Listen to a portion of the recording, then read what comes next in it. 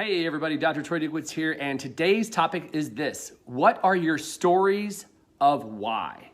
Now think about that, stories of why. So I'm on the phone with a client today and we're talking, and like immediately when he gets to the phone, he starts telling me about how people aren't coming in right now because it's cold. And then he made another statement about the time change and how he was really tired and still trying to recover from the time change. And I'm listening and I'm just writing these down, right? I'm just writing them down. I'm just taking notes, and I'm taking notes for one reason, because they're stories.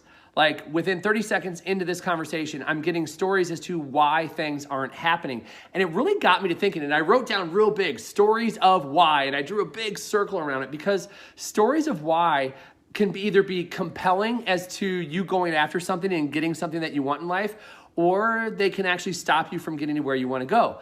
We talk so much about purpose. What's the purpose of your life? And what's the why behind what it is that you do?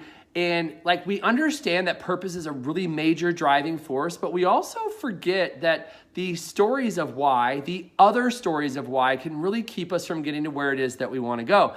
And so I'm sharing this with you today because it's so important. Like, what are the stories of why that you have? Not why you do what it is that you do, but why you don't have what you want right now. So you look at your health. Why is it that you don't have what you want right now in your health? And you were going to come up with it. It really sucks. It's kind of like, oh shit, Troy, why are you bringing this up? Why don't you have what you want right now in terms of your health?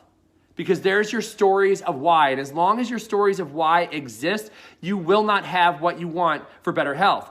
The stories of why, the renewed stories of why, the reason why you want something, the purpose behind it needs to be stronger than the reason you don't have it. Right? So I have to have a stronger why for why I want something, or the stories of why I don't have it or why I can't do it will become bigger. They will become more dominant in your life. And so I look at the stories of why I don't have the health that I want, or the stories of why I don't have the connection and the purpose I want in my life, or the spirituality or the connection to God in my life. There's stories of why you don't have that right now.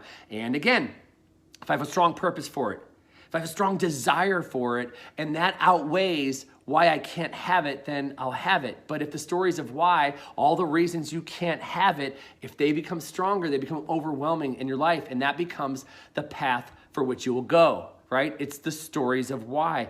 They become more dominant. I can't focus that long, like meditation, like, well, I can't focus for longer than 3 minutes. I can't sit still for that long. That's a story of why. And as long as the story of why is dominant in your life, you'll never have it.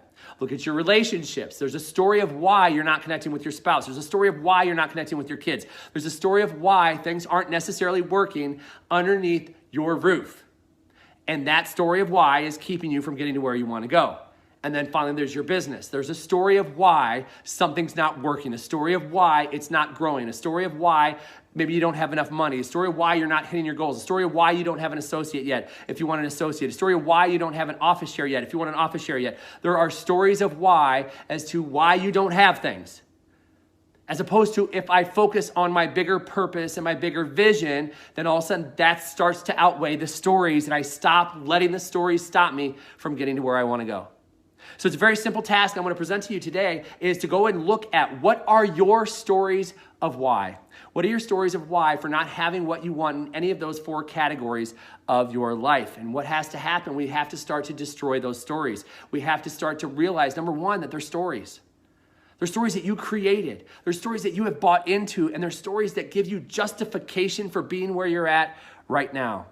If we start to tear those stories down, if we start to break them down, if we start to destroy them, and we have a stronger why for the things that we want, maybe, just maybe, you'll start taking the actions that are necessary to get to where it is that you want to go. So I want you to just take the time right now, look at your life across body, being, balance, and business, and identify what are the stories of why that you are allowing to penetrate your soul, you're allowing to penetrate your life, and you're believing in them, and you're living them, and you're creating them as your known reality, and they're handicapping you from getting to where it is that you want to go. Break down the stories, and I'll show you a person who starts to break into the life that they've always dreamed of having. That's all I've got for you here today. Dr. Troy Dukowitz. We'll see you next time. Bye-bye.